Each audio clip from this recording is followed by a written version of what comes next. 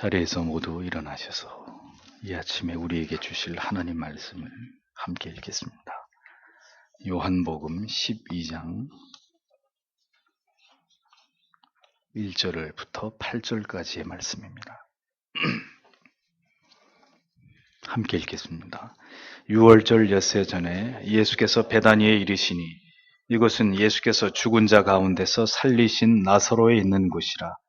거기서 예수를 위하여 잔치할세 마르다는 이를 보고 나사로는 예수와 함께 앉은 자 중에 있더라. 마리아는 지극히 비싼 향유 곧 순전한 나드 한 근을 가져다가 예수의 발에 붓고 자기 머리털로 그의 발을 씻으니 향유 냄새가 집에 가득하더라. 제사 중 하나로서 예수를 잡아줄 가룟 유다가 말하되 이 향유를 어찌하여 300데나리온에 팔아 가난한 자들에게 주지 아니하였느냐 하니 이렇게 말함은 가난한 자들을 생각함이 아니요 저는 도적이라 돈괴를 맞고 거기 넣은 것을 훔쳐가미러라. 예수께서 가라사대 저를 가만히 두어라. 나의 장사할 날을 위하여 이를 두게 하라. 가난한 자들은 항상 너희와 함께 있거니와 나는 항상 있지 아니하리라 하시니라. 아멘. 자리에 앉으십시오.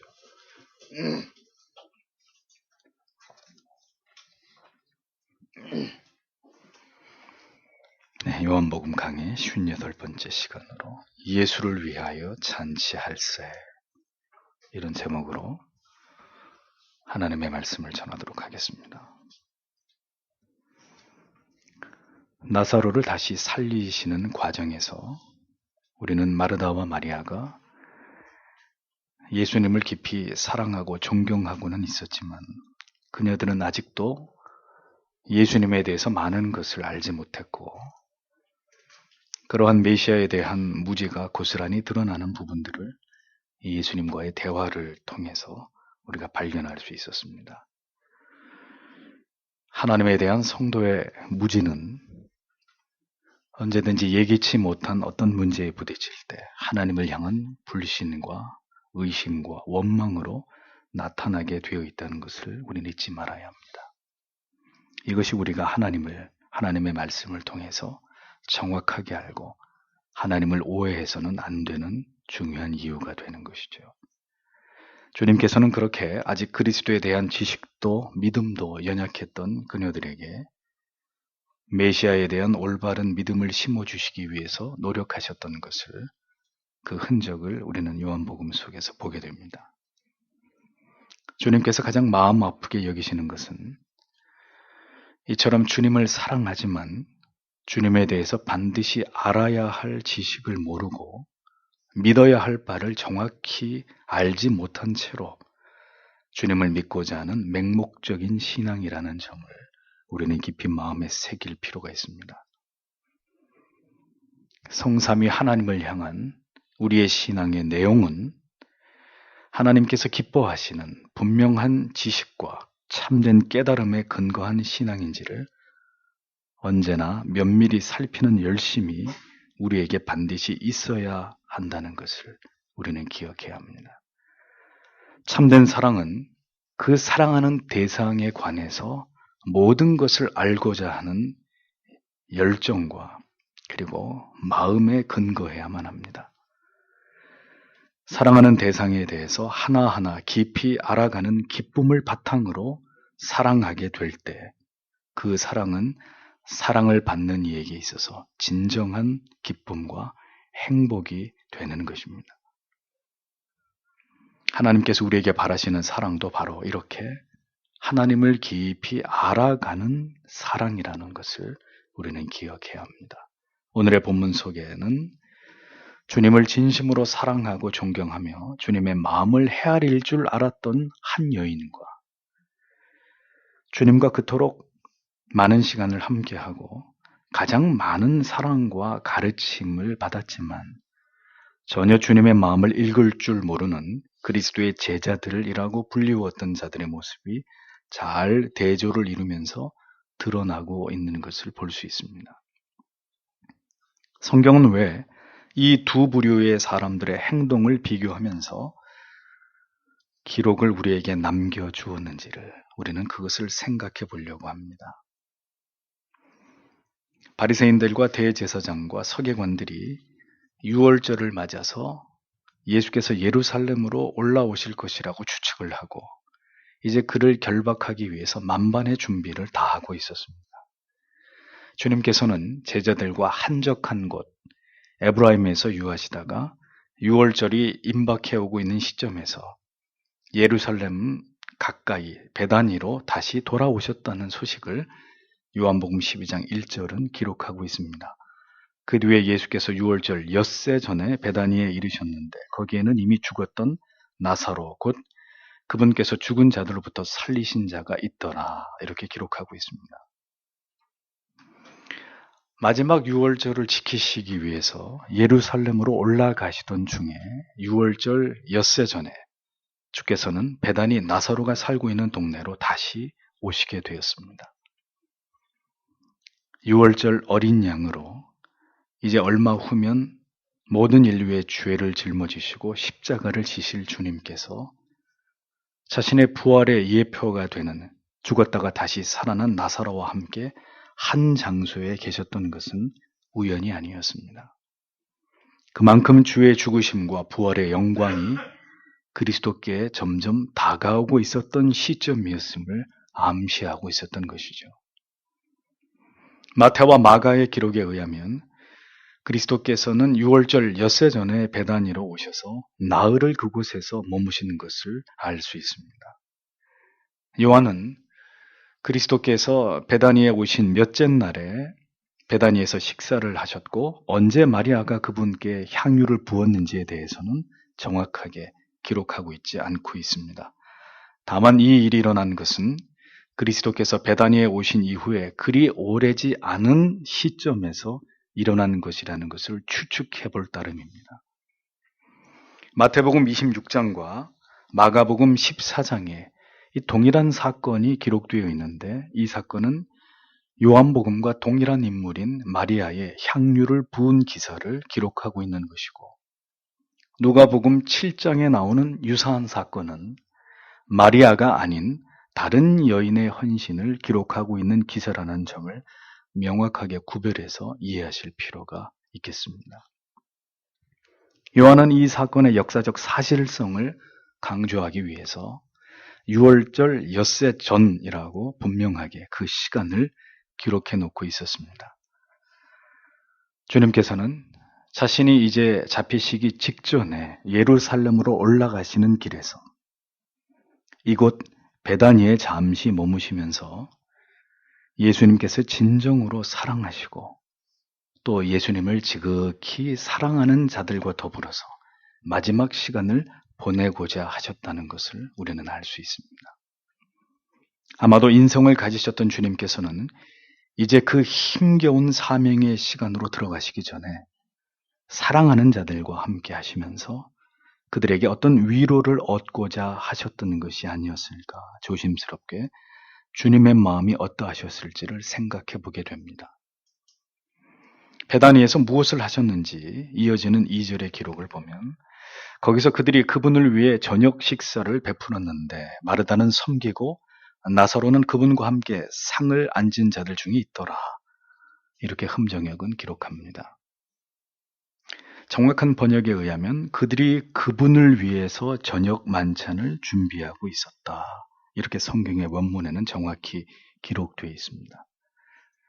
예수 그리스도를 위해서 저녁 만찬이 준비되고 있었던 곳은 마태복음의 같은 사건의 기록 속에서 베다니 문둥이 시몬의 집이라고 밝히고 있는 것을 보게 되는데 주께서 베다니에 살고 있었던 문둥병 환자인 시몬을 고쳐주신 사건을 통해서 시몬은 그 이후로 문둥병 시몬이라는 호칭을 갖게 된 것으로 보입니다. 아마도 시몬과 나사로의 가정은 친척지간이었든지 아니면 매우 절친한 친구간이 아니었을까 생각해 보게 됩니다. 그 이유는 마르다가 시몬의 집이 마치 자기 집인 양 예수를 위해서 만찬을 준비하고 있는 모습이 기록되어 있기 때문이죠. 문둥병을 고침받은 시몬이나 그리고 다시 생명을 찾은 나사로를 비롯한 두 여동생들이나 모두 예수께 받은 사랑과 은혜는 다 갚을 길이 없이 큰 것이었습니다.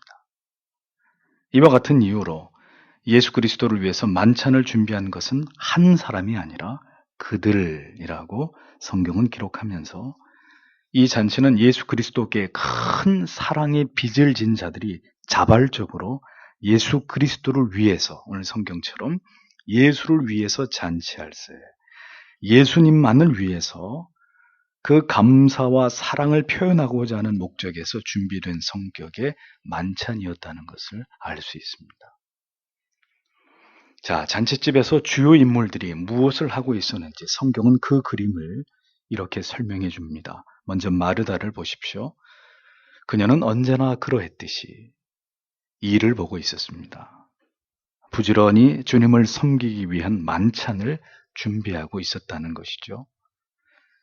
물론 이제 그녀가 일을 하는 것은 이전에 예수 그리스도를 정확히 알지 못했을 때 일에만 몰두했던 그 상황과는 전혀 다른 차원에서의 헌신이었을 것입니다. 여전히 그녀는 그렇게 그녀만의 방식으로 주님을 사랑하는 마음을 표현하고 있었던 것을 성경은 놓치지 않고 기록하고 있습니다. 다만 아쉬운 것은 단 한 번만이라도 마르다가 이번에는 일을 하고 있는 것이 아니라 주님의 말씀을 경청하고 있었다는 성경의 기록이 있었다면 더욱 좋지 않았을까 하는 생각을 갖게 됩니다. 그럼 다시 살아난 나사로는 무엇을 하고 있었을까요? 그는 예수님과 함께 그 잔치에 참여하고 있었던 사람들 사이에 앉아 있었다고 성경은 그렇게만 기록하고 있습니다. 삼남매 모두가 주님을 지극히 사랑하고 있었지만 나사로가 주님을 사랑한 모습이나 주님을 사랑했던 내용은 구체적으로 성경에 기록되어 있지 않습니다. 이것은 우리에게 한 가지 중요한 진리를 깨닫게 해주죠. 주님의 사랑은 사랑할 만해서 사랑하는 것이 아니라 사랑하기로 하셨기 때문에 사랑하시는 일방적인 것임을 우리는 깨닫게 됩니다. 우리가 주께로부터 사랑받을 자격이 있어서 하나님이 우리를 사랑하시는 것이 아닙니다. 우리를 사랑하시기로 창세전부터 작정하셨기 때문에 우리를 사랑하시고 구원으로 부르시고 자녀 삼으시고 오늘도 우리를 돌보시는 주님이시라는 것을 우리는 기억해야 합니다.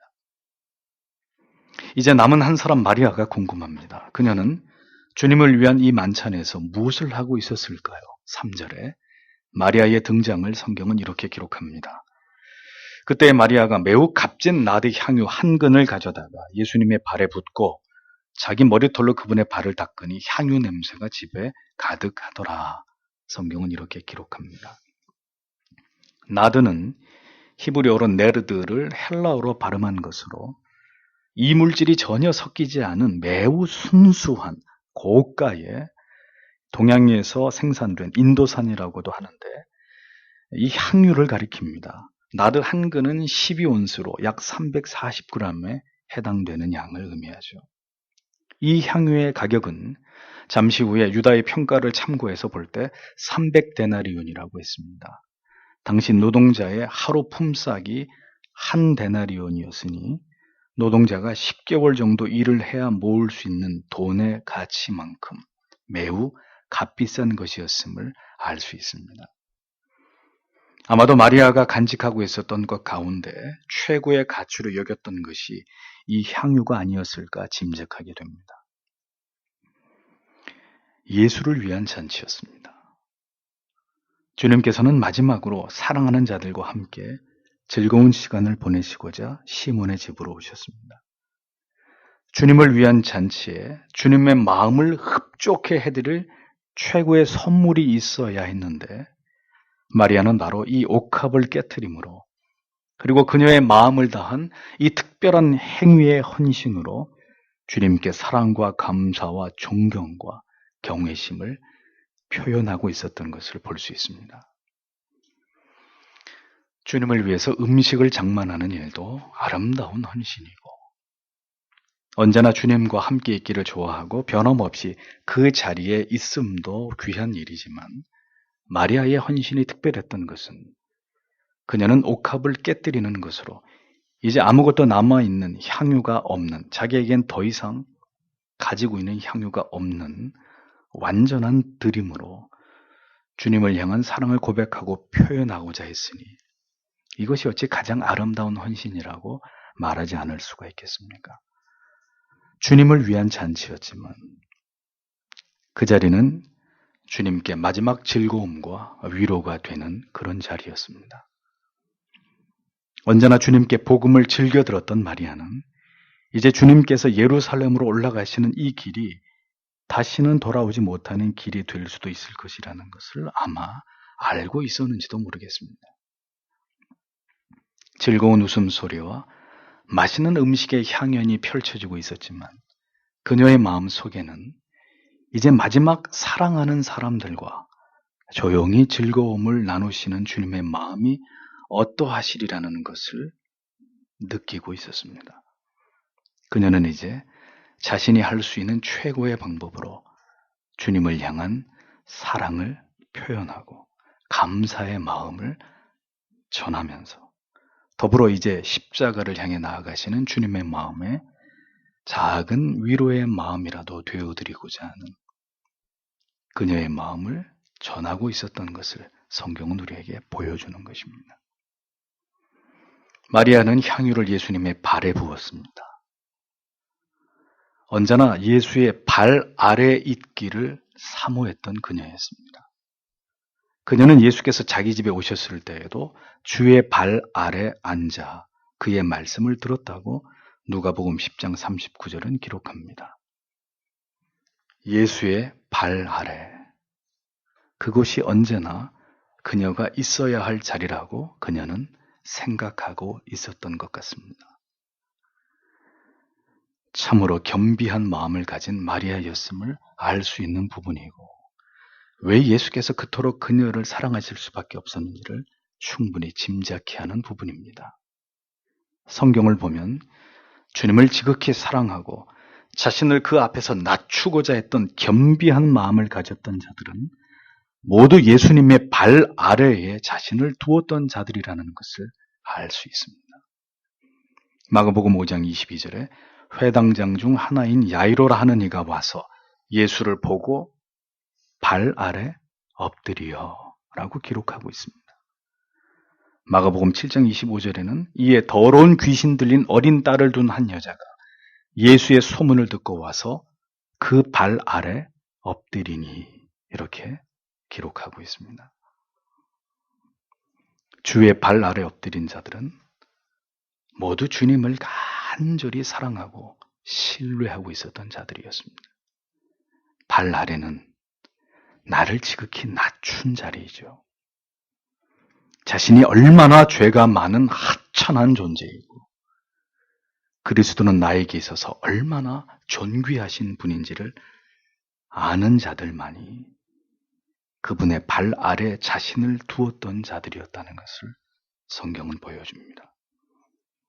언제나 주님의 말씀을 듣고 순종하고 주님과 깊이 교제하면서 그 주님을 예배하기를 즐거워하는 자들의 자리가 언제나 예수의 발 아래였다는 것입니다. 그 저녁 만찬의 자리에서 그 누구보다도 가장 자신의 마음을 낮추어서 언제나 그러했듯이 그리스도를 극진히 섬기고자 했던 이는 오직 마리아, 그녀뿐이었다는 것을 성경은 우리에게 간접적으로 보여줍니다. 언제나 그렇게 예수님께 마음이 고정되어 있었던 마리아, 언제나 주님께로부터 말씀을 즐겨 들었던 마리아, 그렇게 말씀과 진리의 깨달음을 주님을 예배하기를 사모하면서 주님께 온전히 마음을 집중했던 마리아였기 때문에 그 순간 누구도 생각할 수 없었던 주님께서 기뻐하실 만한 헌신을 주님께 드릴 수 있었던 것이 아니었을까 생각하게 됩니다. 언제나 구속의 은혜를 생각하며 그리스도 앞에서 겸비한 마음으로 우리가 온통 하나님을 아는 것에 우리의 신앙을 집중하게 될 때 하나님께서 우리에게 가장 원하시는 바가 무엇인지를 그 하나님의 마음을 우리에게 보여주시는 분이시라는 것을 기억하십시오. 여호와를 경외하는 자들에게 친밀함을 보이시는 하나님이라고 성경은 기록하고 있지 않습니까? 하나님을 가장 사랑하고 신뢰하는 자에게 사랑의 고백을 받고 싶고 그의 헌신을 받기를 원하시는 하나님이십니다. 모세와 다윗처럼 가장 사랑하는 자를 친구처럼 여기시고 그와 대면하여 주셨던 하나님이셨던 것을 우리는 기억해야 합니다.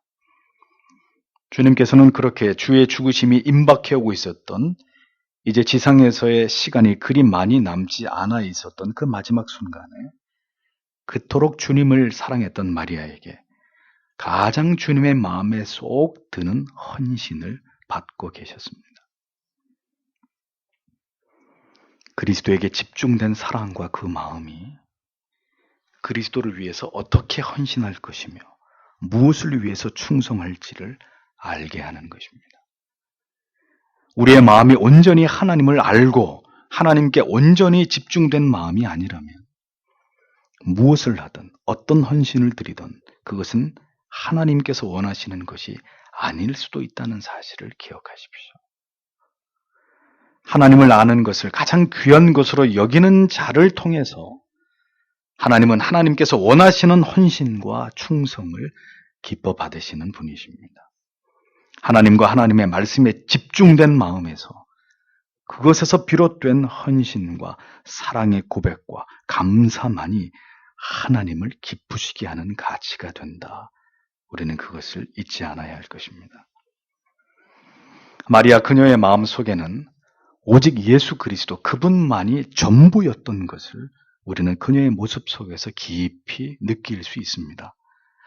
얼마나 비싼 것을 드렸느냐가 문제의 초점이 되어서는 안 되고 그녀가 얼마나 주님을 사랑했는가의 문제가 초점이 되어야 할 것입니다. 어떻게든 그 사랑을, 그 감사를 표현하고자 했던 그녀의 그 아름다운 마음이 가장 이 성경에서 중요하게 여겨져야 될 부분이라는 것이죠. 주님의 마음에 기쁨이 되었던 그녀의 헌신이 그러나 모든 사람들에게 아름답게 보여졌던 것은 결코 아니었습니다. 그녀의 아름다운 헌신을 바라보는 시선 가운데는 매우 삐뚤어진 관점이 있었다는 것을 성경은 이어서 보여주고 있죠. 4절 5절에 이에 그분의 제자들 중에 하나로 그분을 배반하여 넘길 시몬의 아들 가룟 유다가 말하되 어찌하여 이 향유를 300데나리온에 팔아 가난한 자들에게 주지 아니하였느냐 하니 이렇게 기록되어 있는 것을 보게 됩니다. 그녀의 행동을 매우 못마땅하게 바라보고 있는 자들이 있었다는 이야기입니다. 이 기사를 기록한 다른 성경에 그녀의 행위를 비난했던 자들은 가룟 유다뿐만이 아니라 다른 제자들까지도 포함되어 있다는 사실을 보여줍니다. 마태복음 26장 8절에 보면 제자들이 보고 분하여 가로되 무슨 의사로 이것을 허비하느뇨 라고 기록하고 있습니다. 요한은 비로소 이 부분에서 예수를 배반하고 팔아넘길 악역을 맡을 자가 바로 가룟 유다라는 사실을 밝히고 있습니다. 예수를 은 30에 팔아넘길 바로 그 유다가 마리아의 헌신을 보면서 눈이 뒤집혀 버린 것입니다. 300데나리온이나 되는 이 향유를 왜 이렇게 사용하는 것인지, 차라리 팔아서 가난한 사람들을 도와주는 것이 더 나을 것이라는 지극히 어떤 박애적이고 도덕적인 그런 이유를 들어서 그녀에게 그런 말을 할 자격도 전혀 안 되는 그가 그렇게 마리아의 행위를 지금 비난하고 있었다는 것입니다. 그리고 함께했던 제자들도 입을 모아서 무엇 때문에 이 단어를 주의해서 보십시오. 허비하느냐. 그녀의 행위에 대해서 분을 표현하고 있었습니다. 그들은 왜 이같이 그녀를 비난하고 있었던 것일까요? 돈을 좋아하고 돈을 밝히고 그래서 예수님의 무리들 가운데서도 돈주머니를 책임지고 있었던 예수를 팔아먹을 유다야 얼마든지 그럴 수 있다고 치고, 그럼 다른 제자들은 왜 그런 반응을 보이고 있었던 것일까요? 참으로 안타깝고 어리석은 일이지만 3년이나 그렇게 가까이에서 주님으로부터 복음을 듣고, 심지어 주께서 어떤 죽음을 맞이하실 것이라는 것에 대해서 여러 차례 주님이 예언하셨음에도 불구하고 제자들은 지금 그녀의 행위가 무엇을 의미하고 있는 애절한 것인지를 전혀 깨닫지 못하고 있었던 것입니다. 지금 주님의 마음이 어떠하실지, 사랑하는 자들과 마지막 만찬을 즐기는 자리에 계셨지만 주님의 마음은 시시각각으로 다가오는 어떤 고뇌로 점점 무거워지고 계실지를 제자들은 전혀 알지 못하고 있었던 것을 보게 되는 것입니다. 주님의 마음을 헤아리는 믿음, 우리의 신앙의 궁극의 목적은 하나님께서 나를 알아주시기를 바라는 것이 아닙니다.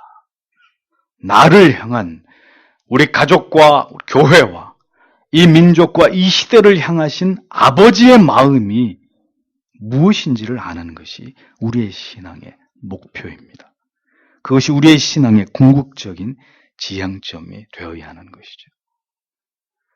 우리가 언제나 집중해야 될 신앙의 주제가 바로 그것이 되어야 하는 것입니다. 제자들은 왜 이 귀한 것을 허비하느냐고 그녀에게 다그쳤습니다. 성도 여러분, 사랑이 무엇입니까? 사랑은 허비입니다. 사랑은 낭비입니다.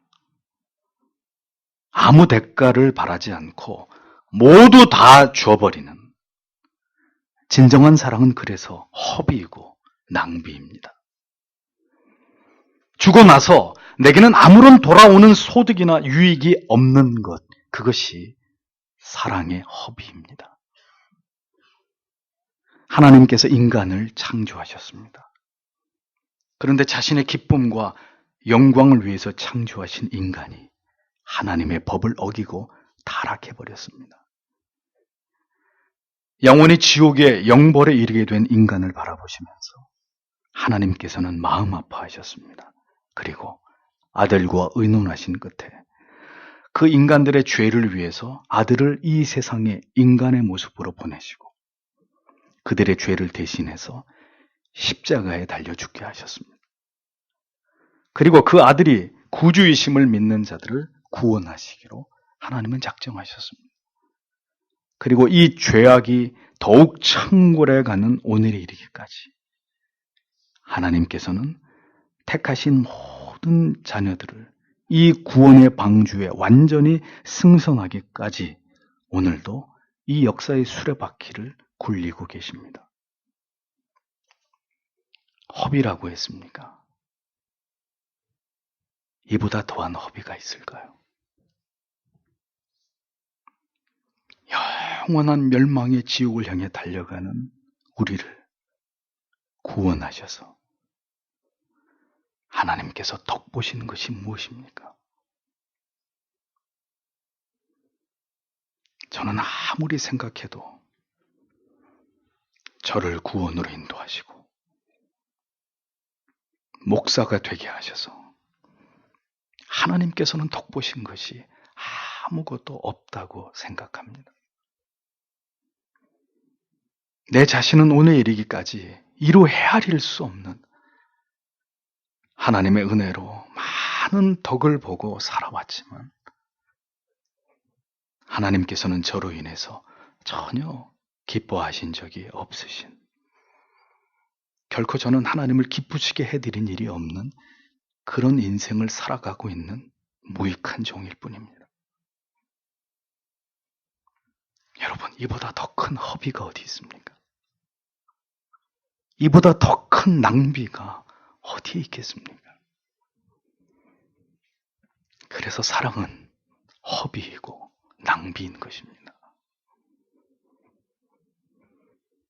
하나님의 나를 향한 사랑이, 그 사랑의 속성이 바로 그것임을 아는 자, 그 또한 허비하고 낭비하는 사랑을 기꺼이 하나님께 드릴 수밖에 없는 것입니다.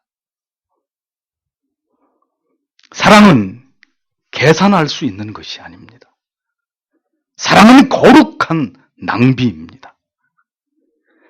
당신이 만일 하나님께 받은 사랑을 표현하는 일에 허비하지 않고 있다면, 당신의 시간과 물질과 몸을 주를 위해 완전히 낭비하고 있지 않다면, 기억하십시오. 당신은 주님을 사랑하고 있는 사람이 아닙니다. 우리가 받은, 나를 위해 베풀어 주신 그 사랑의 위대함을, 그 희생의 고귀함을 온전히 우리가 알지 못할 때, 그것을 머리로만 이해하게 될 때, 내가 드리는 것은, 내가 드려야 하는 것은 모두 허비와 낭비처럼 여겨지는 것입니다. 어리석은 제자들은, 사악한 가룟 유다는 그 사랑을 계산하려고 했습니다. 그들은 결코 계산할 수 없는 그 그리스도의 위대한 사랑을, 그 사랑의 의미를 결코 이해하지 못하고 있었던 아둔한 자들이었다는 이야기입니다. 그들은 주께서 그렇게 하나님의 사랑하는 자녀들을 위해서 이제 역사상 가장 위대한 낭비를 하시려고 하신다는 것을 생각하지 못하고 있었던 자들이었습니다. 사랑하는 성도 여러분,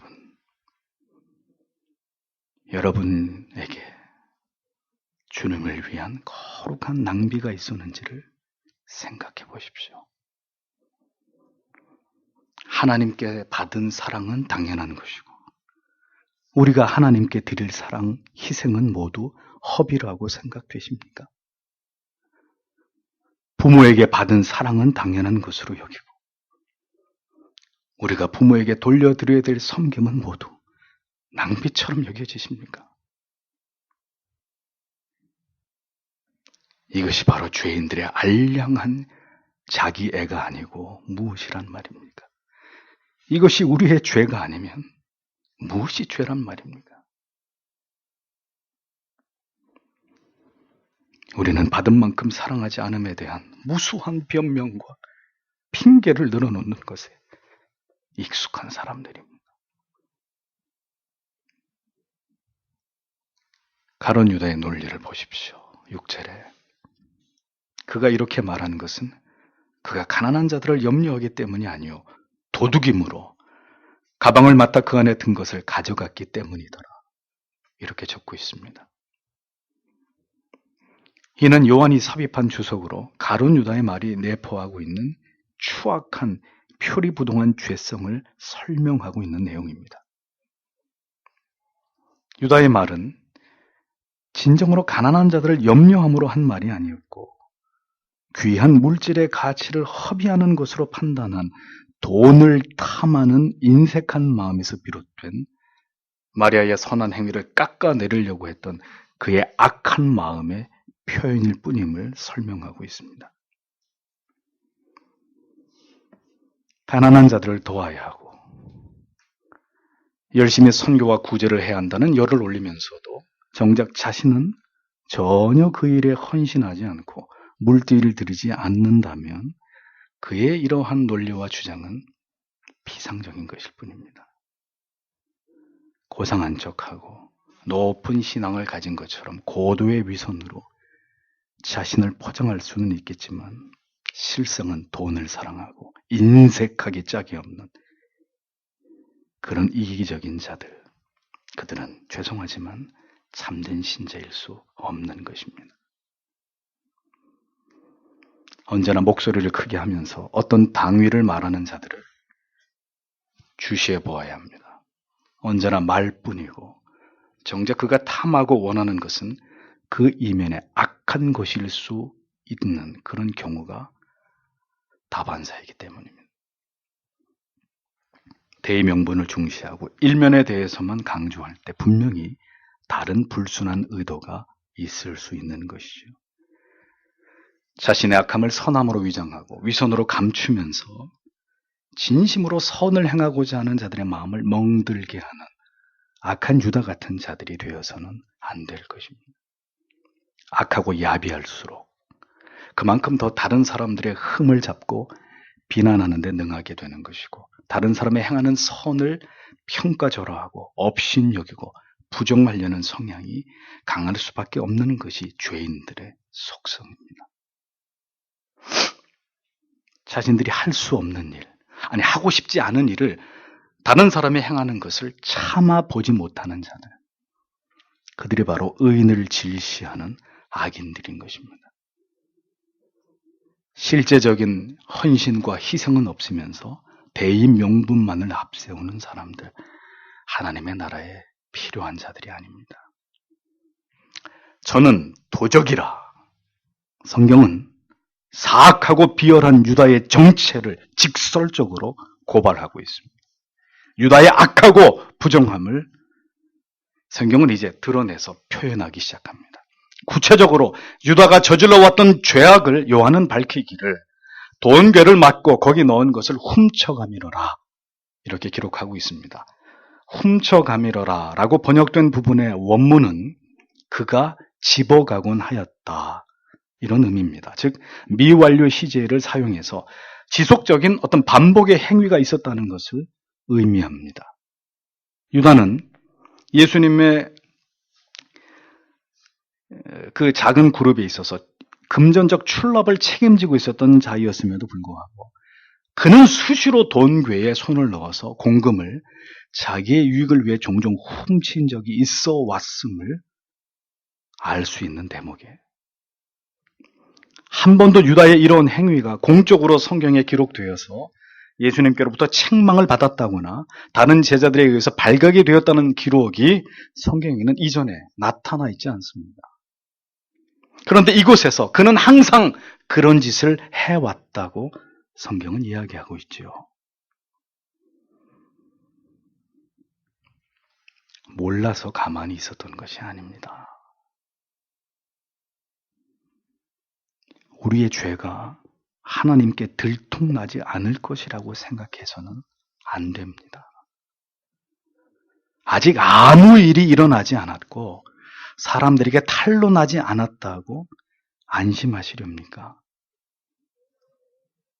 모든 것은 기록되고 있고 하나님께서 감찰하고 계십니다. 다만 침묵하고 계실 뿐입니다. 못 본 척 하고 계실 따름이죠. 그러나 그가 누구인지를 정확하게 드러내야 될 때가 오면 우리는 모든 감춰진 죄까지, 어두움 가운데서 행한 모든 부끄러운 일들까지 모두 밝혀지게 될 날이 올 수 있다는 것을 잊지 말아야 합니다. 유다나 바리새인들처럼 돈을 사랑하는 것은 결코 참된 성도의 모습이 될 수 없습니다.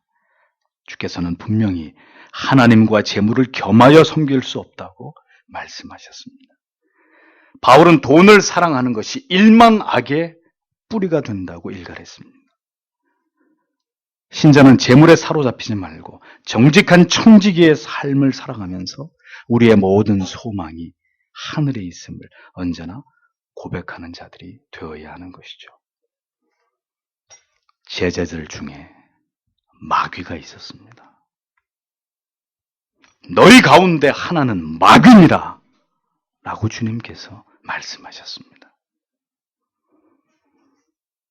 오늘 우리 중에도 마귀가 있을 수 있다는 것을 기억하십시오. 언제나 선을 도모하고 하나님의 마음을 기쁘시게 하고자 하는 일에 어깃장을 놓는, 그리고 조용히 은밀히 자기의 신분을 감추고 있는 마귀의 하수인 같은 자가 되어서는 안 될 것입니다. 문제는 이러한 한 사람의 주장에 여러 사람들의 마음이 흔들리고 있었다는 점입니다. 다른 제자들까지 마리아의 아름다운 헌신을 칭찬하기보다는 그녀에게 분을 토하고 있었던 것을 성경이 기록하고 있지 않습니까? 내가 하지 못하는 일, 제자들이 감히 엄두 낼 수 없었던 헌신을 마리아가 예수께 행하자 그들은 순간 시기하고 질투하는 마음이 일어났음을 볼 수 있는 것입니다. 유다는 돈이 탐이 났고 제자들은 그녀의 이 같은 탁월한 그리스도를 향한 사랑의 헌신에 시기심이 일어났던 것이죠. 내가 하지 못하는 아름다운 일을 다른 지체가 행할 때 그것이 비난할 일인가요? 시기하고 질투할 문제인가요? 부끄러운 줄 모르고 제자들은 지금 마리아의 이같이 귀한 헌신에 대해서 유다와 함께 비난하고 있었던 것입니다. 주께서는 이 간악한 유다의 어리석은 생각으로 또 빈정되는 제자들의 마음을 꿰뚫어 보시면서 이렇게 말씀하셨습니다. 7절에 그때 예수께서 이르시되 그녀를 가만두어라. 나를 장사 지낼 날을 대비하여 그녀가 이것을 간직하였느니라. 이렇게 말씀하고 있습니다. 주님께서는 자신이 죽음 직전에 사랑하는 자들과 함께 하시면서 마리아가 준비한 최고의 선물을 그 아름다운 헌신을 기뻐하고 계셨습니다. 마치 자신의 장례를 예비하기라도 하듯이 자신의 몸에 향유를 붓고 머리를 풀어서 닦는 그 마리아의 헌신을 통해서 주님은 지금 마음의 작은 위로와 기쁨을 누리고 계셨다는 것입니다. 그런데 주님의 이러한 마음을 불편하게 한 것은 제자들의 반응이었습니다. 누구보다 스승의 마음을 헤아려서 위로와 용기를 드려야 했을 제자들은 주님을 향해서 그 어떤 사랑과 존경과 감사의 표현도 하지 않았습니다. 언제나 당연하게 생각하는 것, 그것이 제자들의 문제였단 말이죠. 예수님 곁에서 3년이라는 시간 동안 집중적으로 가르침을 받았습니다. 예수께서 이적과 표적을 행하시던 모든 현장에서 그것을 직접 목격한 자들이었습니다. 그럼에도 불구하고 그들은 마리아처럼 마음을 다한 헌신으로 뭔가 주님의 마음을 헤아려 드려서 그분께 위로가 되고 기쁨이 되어 드리려고 하는 그 어떤 노력도 그들은 하고 있지 않았다는 것입니다. 언제나 귀한 분을 모시고 그와 의식주를 함께하는 더 없는 영광을 누렸지만 이 마지막 저녁 만찬에서까지 제자들은 스승의 마음을 전혀 알지 못하고 엉뚱한 말과 행동으로 예수님의 마음을 불편하게 하고 있었을 뿐이었습니다. 제자들은 진정으로 그리스도를 사랑하고 그리스도께 감사하며 그리스도를 하나님의 아들 메시아로 온전히 인정하고 있었던 것일까요? 저는 결코 아니라고 확신합니다. 그들이 보여준 그 무지함과 어리석은 말과 행동들, 이제 주님의 순환이 임박해오고 있는 이 시점에서까지 상황을 전혀 분별하지 못하고 서로 높은 자리에 앉겠다고 다투었던 모습이나 주님께서 잡혀가시자 기다렸다는 듯이 뿔뿔이 다 흩어져서 도망을 친 모습이나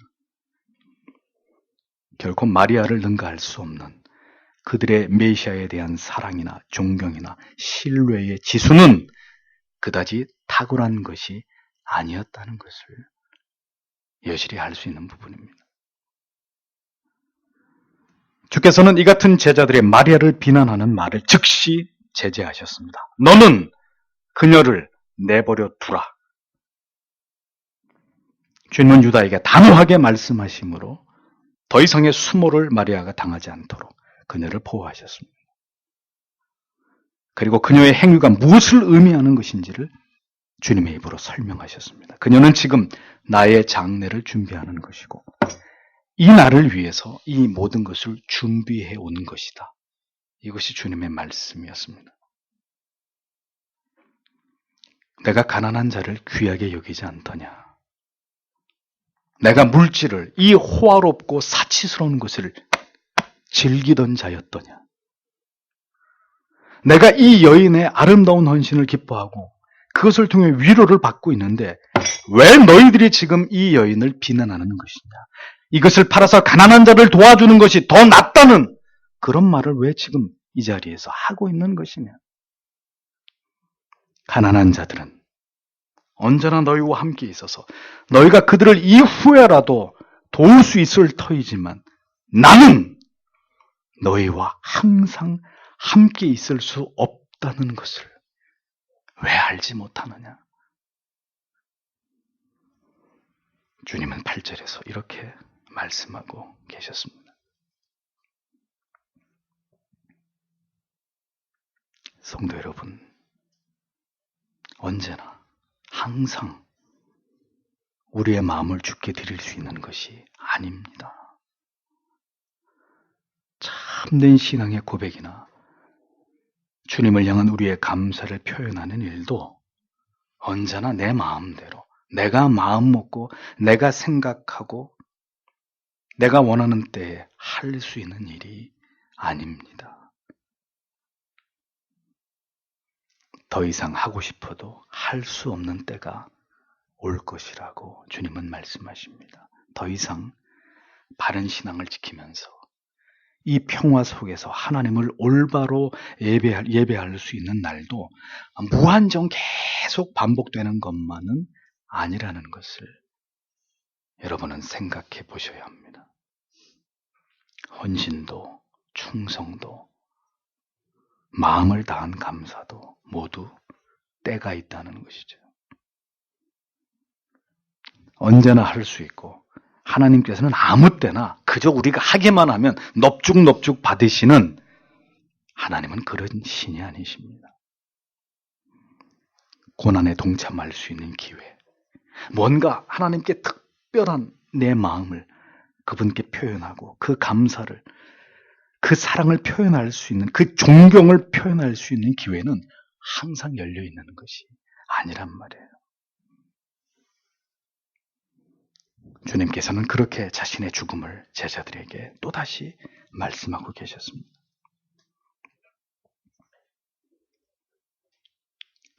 여러분은 예수님을 믿고 있는 신자이십니까? 그리스도를 진심으로 사랑하십니까? 너무 사랑해서 그분이 무슨 마음을 가지고 계시고 어떤 생각을 하고 계시는지조차 느끼실 수 있으신지요? 사랑하면 그 사랑하는 대상의 모든 것이 집중되어서 그가 원하는 것을 꼭 들어주고 싶은 마음이 생겨나듯이 그러한 마음으로 하나님을 생각하고 하나님의 마음을 알고자 하는 그 진지함이, 그 아름다운 마음이 우리 안에 있어서 우리가 그 마음으로 하나님을 사랑하고 하나님을 경외하고 있는 것인지를 생각해 보셔야 합니다. 주께서는 누가복음 7장 47절에서 이러므로 내가 내게 말하노니 저희 많은 죄가 사하여졌도다. 이는 저의 사랑함이 많음이라. 사함을 받은 일이 적은 자는 적게 사랑하느니라. 이런 말씀을 하셨습니다. 역시 향유를 부어서 주님께 사랑을 표현했던 마리아가 아닌 다른 여인의 헌신을 보시면서 주님이 하신 말씀이었습니다. 이 말씀의 핵심은 많은 죄를 사함을 받은 자는 많이 감사를 표현하고 많이 주님을 사랑하고 적은 죄를 사함 받은 자는 적게 감사하고 적게 주를 사랑할 뿐이다. 이것이 주님의 평가거든요. 그런데 문제는 그러면 주님을 적게 사랑해도 될 자가 우리 가운데 있느냐 하는 것입니다. 나는 비교적 적은 죄를 지었기 때문에 그러니까 적게 사함을 받으면 그만이고 주님을 나는 이렇게 적게 사함 받았으니 적게 사랑하는 것으로 나는 내 할 도리를 다한 것입니다. 그렇게 말할 수 있는 사람이 우리 가운데 있느냐 하는 것입니다. 마리아는 옥합을 깨뜨렸습니다. 그리스도에 대한 사랑과 그리고 그분께 헌신하고픈 그 간절한 마음은 세상적인 가치를 따지는 논리나 어떤 이치로 설명될 수 있는 성질의 것이 아니죠. 모든 가치를 초월해서 사랑하고 섬기고 감사하고 그리고 영원히 기억하는 것입니다. 그것이 구속의 은혜와 사랑을 아는 자들의 헌신입니다. 거룩한 허비. 사랑은 그렇게 아무것도 바라지 않고 기대하지 않으면서 낭비해 가는 것입니다. 주님께서 우리를 위해서, 죄인들을 위해서, 하나님의 자녀들을 위해서 이 땅에서의 모든 삶을 그렇게 허비하셨듯이 그 긴 시간을 온전히 사명을 위해서 하나님 편에서의 거룩한 낭비를 하나님께서 우리를 위해서 행하셨듯이 우리는 우리의 삶과 시간과 우리에게 주신 모든 자원들을 하나님의 나라를 위해서 그 뜻을 위해서 우리는 오늘도 기꺼이 낭비하고 있는지를 생각해 보십시오. 하나님의 마음을 살피는 것. 사랑하면 그 마음을 헤아려서 그 사랑하는 대상이 원하는 것을 모두 주고 싶은 것. 모두 다 드리고자 하는 그것이 사랑이지 않습니까? 주님의 마음을 깊이 느끼면서 최고의 선물을 주께 드리고 있었던 마리아. 그리고 전혀 주님의 마음을 읽지 못하고 전혀 엉뚱한 말로 주님을 올바로 섬기고 주님을 올바르게 섬기지 못하고 주님의 마음을 올바르게 헤아리지 못했던 이 제자들, 이 극명한 한 사람과 다수의 사람들의 이 모습은 오늘도 이 본문을 대하는 우리의 마음속에 씁쓸함을 갖게 만듭니다. 성도 여러분, 마리아와 그리고 제자들, 우리의 모습은 어느 쪽인지를 생각해 보십시오. 우리도 그 자리에 주님과 함께 했다면 우리는 어떤 말과 어떤 행동으로 주님 앞에 나아갔을지를 한번 곰곰이 생각해 보십시오. 그리고 신앙이라는 것이 무엇인지, 정말 주님을 사랑한다는 것은 무엇을 의미하는 것인지, 이것이 우리의 깊은 묵상의 제목이 되어야 할 줄 믿습니다. 기도하겠습니다.